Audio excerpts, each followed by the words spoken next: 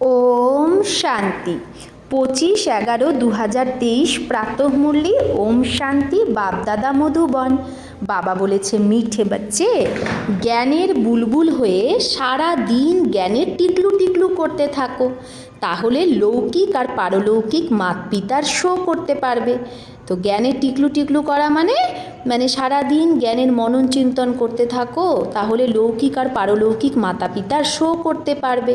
প্রশ্ন, কথায় আছে আপনি ঘোর তো নশা চড়ে, इसका भावार्थ क्या है? तो अपनी घोर तो नशा चढ़े माने कि নিজের আমাদের ভাং নিজেই পেশা করা, অর্থাৎ তার মানে কি জ্ঞানের মনন চিন্তন করা। একে বলা হচ্ছে আপনি ঘোর তো নশাচারে, নিজের ভাং নিজেই পেশায় করি। এর ভাবার্থ কি, এর মানে কি? উত্তর, আপনি ঘটনা। আপনি ঘটনা মানে নিজের ভাং নিজে পেশায় করা, অর্থাৎ জ্ঞানের মনন চিন্তন করা, মানে বুদ্ধিযোগ এদিক ওদিক না ভটকে, বুদ্ধিযোগ যেন এদিকে ওদিকে না যায়, এক বাবাকে ইয়াদ করা। এক বাবা বুদ্ধিতে যদি স্মরণে থাকে তাহলে নেশা চড়বে, কিন্তু এতে দেহ অভিমান খুব বিঘ্ন সৃষ্টি করে। অল্প একটু যদি অসুখ হয় তো পরেশান হয়ে যায়, মিত্র সম্বন্ধী ইয়াদ পড়তে থাকে, তার জন্য নেশা চড়ে না। যোগে থাকলে কষ্টও কমে যায়, ব্যথাও কমে যায়। গীত তুনে রাত গবাই সোকে, দিন গবাই খাকে। ওম শান্তি। এই সব কথা শাস্ত্রেও লেখা আছে। একে অপরকে বোঝায়ও। অনেক প্রকারের মত গুরুরা দেয়। অনেক ভালো ভালো ভক্ত কোঠরিতে বসে এক গোমুখ কাপড় হয়, তাতে ভেতরে হাত দিয়ে মালা জপতে থাকে। এটাও শেখানো হয় যে ইয়ে সিকলায়া হুয়া ফ্যাশন হে, এটা একটা শেখানো ফ্যাশন। এখন বাবা বলে এগুলো সব ছাড়ো, এসব মালা জপাইছে। আত্মার তো বাবাকে স্মরণ করা উচিত, এতে মালা জপার কোনো ব্যাপারই নেই। সব থেকে ভালো গীত হলো শিবায় নমঃ। এতেই বোঝানো যায় যে তুমিই মাত পিতা, ভগবানকেই রচয়িতা বাবা বলে। এখন রচয়িতা কোথায় যায়? তো কিয়া ক্রিয়েট করতে হে? তাই বাবা বলছে রচয়িতা তো তাকে বলা হয়, তাহলে সে কি ক্রিয়েট করে? নিশ্চয়ই এটা তো সবাই বোঝে যে নতুন দুনিয়ায় রচবে। গায়ও তুমি মাত পিতা, আমি বালক তোমার। তো প্রথমে ঈশ্বর সবার বাবাই হলো। ফাদার আছে, তাহলে মাদারও অবশ্যই চাই। মা ছাড়া ক্রিয়েট করতে পারবে না। শুধু এটা কেউ জানে না যে ক্রিয়েট কি করে করে। দ্বিতীয়, আপোষে সবাই ভাই বোন হয়ে গেল, তাহলে বিকারের দৃষ্টি যেতেই পারে না। এক মাতা পিতা না? তো এই পয়েন্ট খুব ভালো বোঝার জন্য আর বোঝানোর জন্য। তৃতীয়, নিশ্চয়ই বাবাই সৃষ্টি রচনা করেছে। আমরা বালক ছিলাম, এখন আবার হচ্ছি। 84 জন্মের চক্র পুরো হওয়ার পরে আবার আমরা মাত পিতার হয়েছি। যারই ভক্তিমার্গে গায়ন চলে, মাত পিতা সৃষ্টি রচনা করে, তার বালক হই, তো নিশ্চয়ই সে আমাদের গভীর সুখ দেবে। এটা কেউ জানে না যে পরম পিতা মাত পিতাও হয়, টিচারও হয়, আবার সদ্গুরু হয়। তো পরম পিতা যে মাত পিতা সদ্গুরু টিচার সব হয়, এটা কেউ জানে না। আমরা ব্রহ্মার সন্তান, আপোষে ভাই বোন হলাম। বলেও না ব্রহ্মা কুমার ব্রহ্মা কুমারী, তাহলে সেই ব্রহ্মা কুমার কুমারীদেরও রচনা করার মতো কেউ আছে? সুখ ঘন মানে গভীর সুখ পাওয়ার জন্য মাত পিতার থেকে আমরা রাজযোগ শিখছি। সুখ পাওয়ার জন্য তখনই পাই যখন আমরা দুঃখে থাকি। তাহলে আমরা গভীর সুখে কখন যাচ্ছি? যখন আমরা এখন দুঃখে আছি, তখনই আমরা সেই গভীর সুখের সন্ধান পাচ্ছি।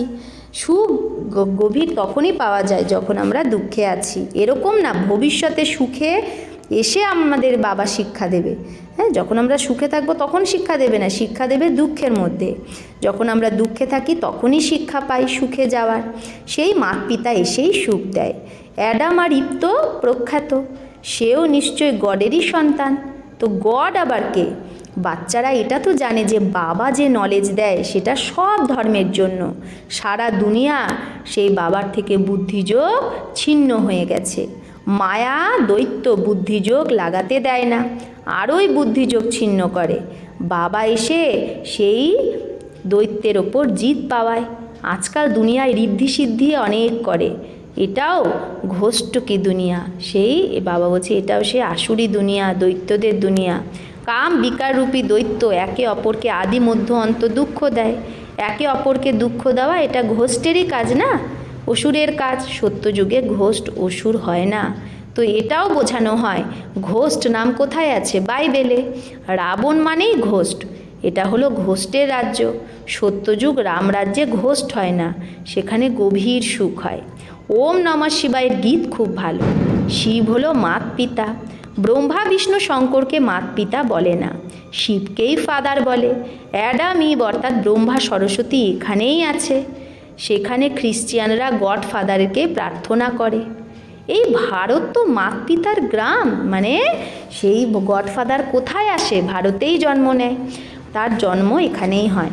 তো বোঝানো উচিত তোমরা মাত পিতা গাও, তো আপোষে তোমরা কি হলে? ভাই বোন।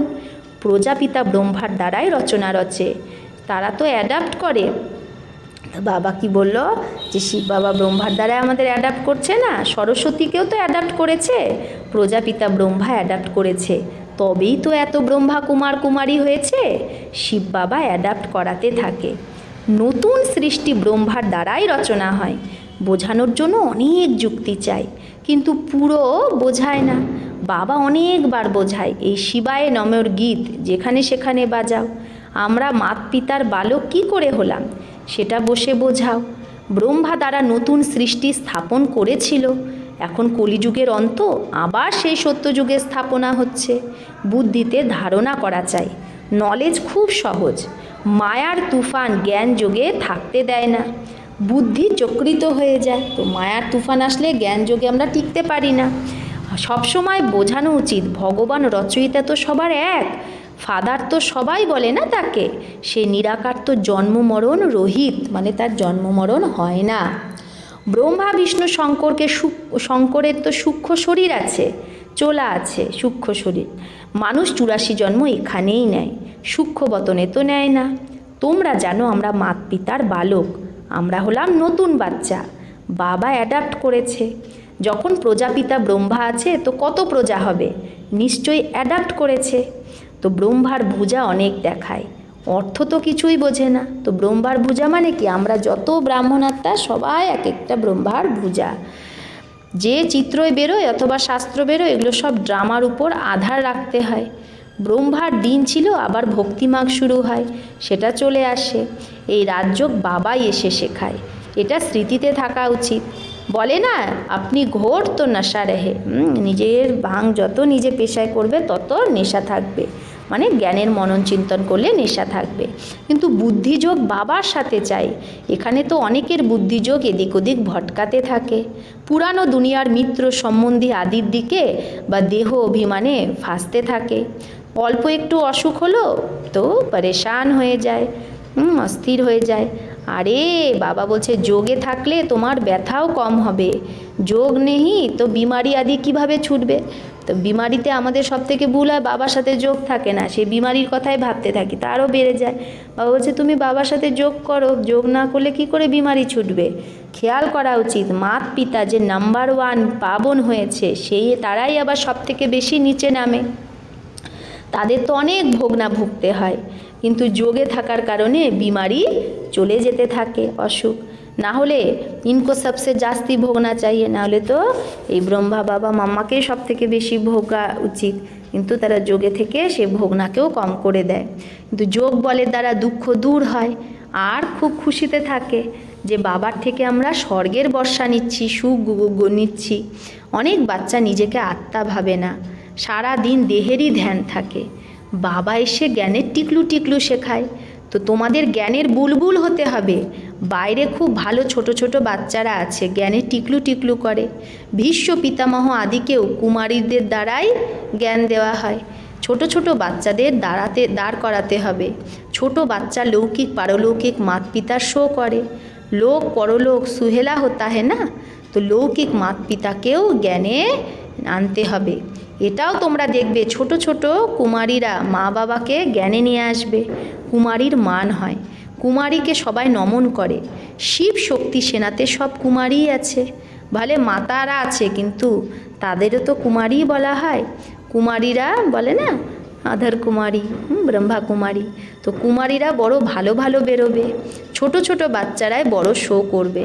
কোনো কোনো ছোট বাচ্চারা খুব ভালো আছে, ছোট ছোট কুমারীরা, কিন্তু কারো কারো মধ্যে মোহ অনেক আছে না, এই মোহ খুব খারাপ। এটাই একটা ভূত, বাবার থেকে বেমুখ করে দেয় মোহ।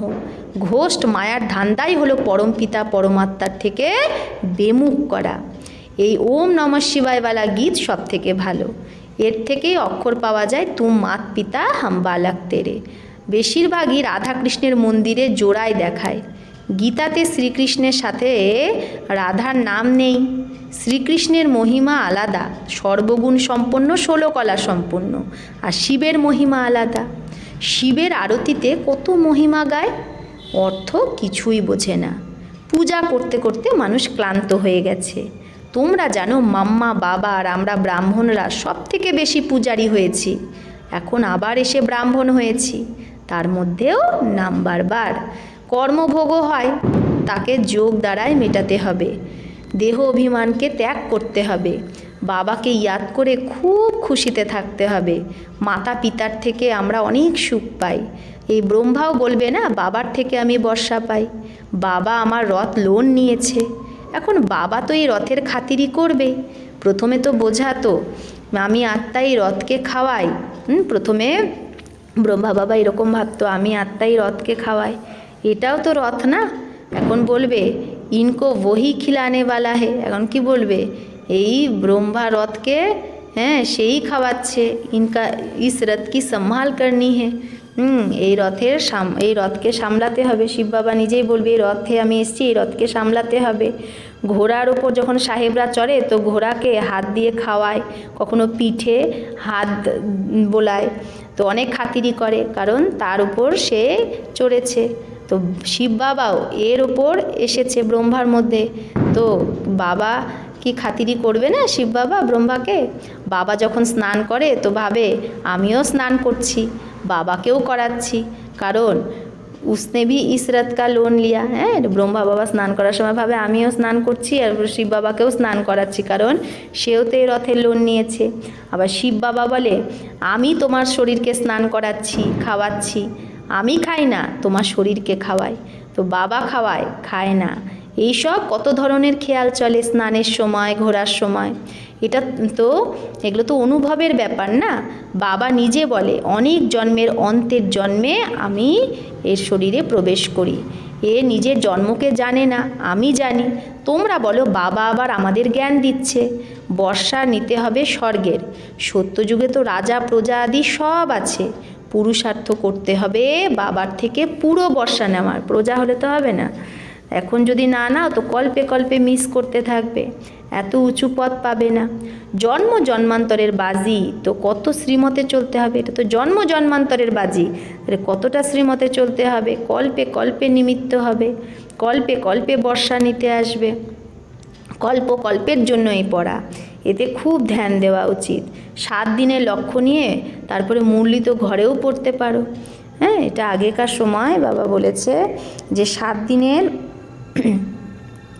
তুমি কোর্স করে, তুমি তখন তো সব এত সেন্টার ছিল না যে তুমি সে মুরলি নিয়ে গিয়ে বাড়িতেও পড়তে পারো, একদম সহজ করে দেয়। ড্রামা তো বুদ্ধিতে থাকা উচিত না। একে ওয়ার্ল্ড ইউনিভার্সিটি বলা হয়। তো যেখানেই যাও, আমেরিকা আদির দিকেও চলে যাও, বাবার থেকে বর্ষা তুমি নিতে পারো। শুধু 1 সপ্তাহ ধারণ করে যাও। ভগবানের বাচ্চা তো ভাই বোনই হলো না। প্রজাপিতা ব্রহ্মা তো তার সব বাচ্চা আপোষে ভাই বোন। নিশ্চয়ই গৃহস্থ ব্যবহারে থেকে আপোষে ভাই বোন হয়ে থাকলেই পবিত্র হয়ে থাকতে পারবে। খুব সহজ এটা। अच्छा, मीठे मीठे सिकिलधे बच्चों प्रति माता पिता बाप दादा का याद प्यार और गुड मॉर्निंग। रूहानी बाप की रूहानी बच्चों को नमस्ते। हम रूहानी बच्चों की रूहानी माता पिता बाप दादा को याद प्यार गुड मॉर्निंग और नमस्ते नमस्ते नमस्ते। शुक्रिया बाबा, आपको लाख लाख शुक्रिया। ধারণার জন্য মুখ্য সার 1, নিজেকে মায়া ঘোষ্টের থেকে বাঁচানোর জন্য জ্ঞান যোগে তৎপর থাকতে হবে। মোহরূপী ভূত ত্যাগ করে বাবার শো করতে হবে, জ্ঞানের টিকলু টিকলু করতে হবে। 2, পড়ার উপর পুরো ধ্যান দিয়ে বাবার থেকে বর্ষা নিতে হবে।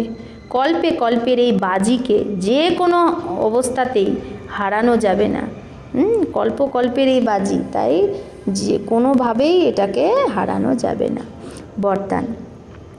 সময় প্রমাণ রূপ বসন্ত, অর্থাৎ জ্ঞানী বা যোগিত আত্মা যে হয় সেই স্বশাসক ভব। তো সময় প্রমাণ রূপ বসন্ত, অর্থাৎ জ্ঞানী বা যোগিত আত্মা যে হয় সেই স্বশাসক ভব। যে স্বশাসক সে যে সময় যেরকম রূপ बन जाए और जिस समय चाहे बसंत बन जाए। তাহলে যে স্বশাসক হবে, নিজেকে যে শাসন করতে পারে, সে যে সময় চাহে রূপ হয়ে যাবে, যে সময় চাহে বসন্ত হয়ে যাবে।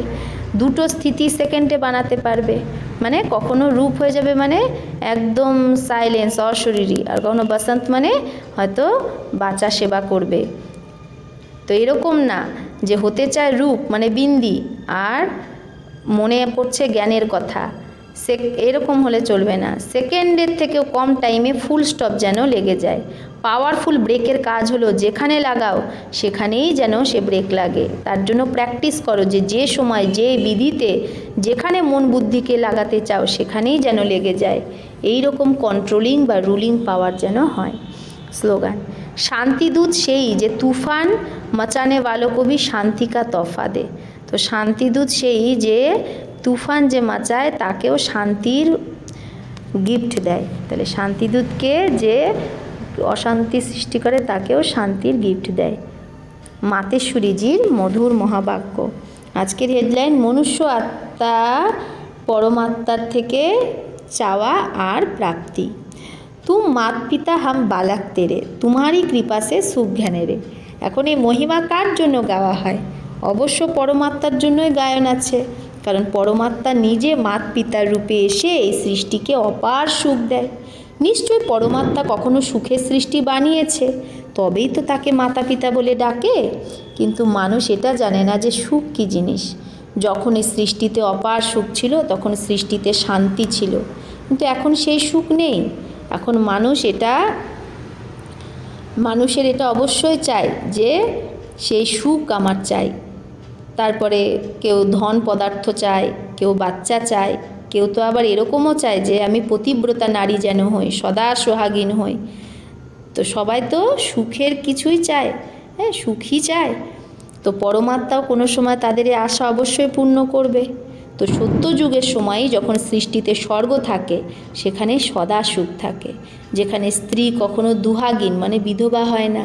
তো সেই আশা সত্যযুগেই পূর্ণ হয়, যেখানে অপার সুখ। বাকি তো এই সময় হলো কলিযুগ, এই সময় তো মানুষ দুঃখই দুঃখ ভোগ করে, কারণ এটা কলিযুগ। আচ্ছা, ওম শান্তি।